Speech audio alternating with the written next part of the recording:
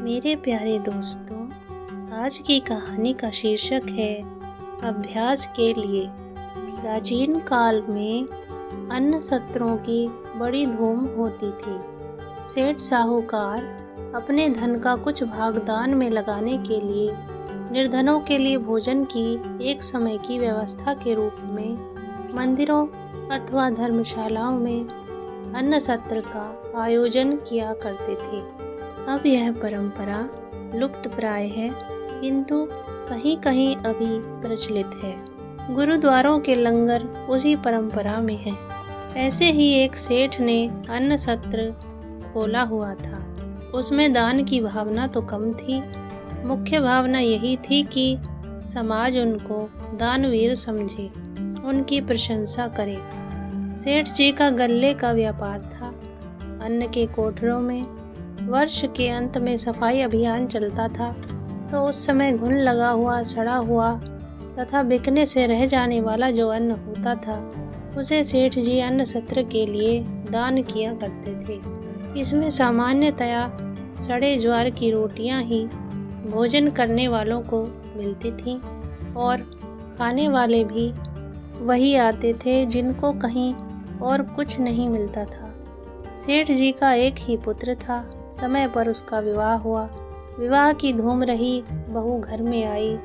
बहू सुपठित और विचारशीला होने के साथ साथ धर्मज्ञा तथा सुशीला थी। उसको जब अपने श्वशुर के अन्न सत्र का ज्ञान हुआ तो इससे उसे बड़ा दुख हुआ और उसने निश्चय कर लिया कि वह इस पाप से अपने श्वशुर को बचाएगी। उसने भोजन बनाने का भार स्वयं अपने ऊपर ले लिया।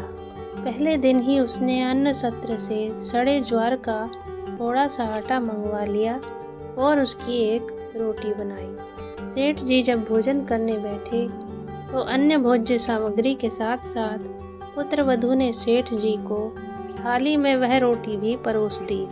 काली मोटी रोटी को देखकर सेठ जी को कौतूहल हुआ तो उन्होंने पहले उसका ही एक ग्रास तोड़कर मुख में डाल लिया।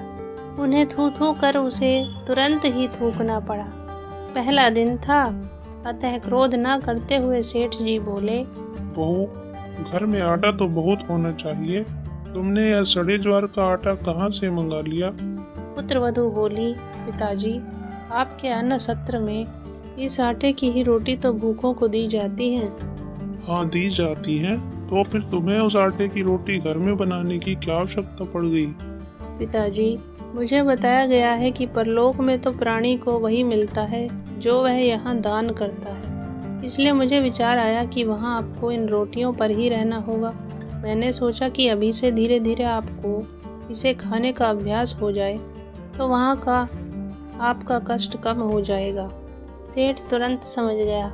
उसने उसी दिन अन्न सत्र का सारा सड़ा आटा पशुओं को खिलवा दिया और दूसरे दिन से वहाँ पर अच्छे आटे की रोटियां दी जाने लगी। इस प्रकार सुशिक्षिता सुशीला बहू ने जहाँ सेठ को पाप से बचाया, वहीं भूखों को भी अच्छा भोजन मिलने का पुण्य अर्जित कर लिया।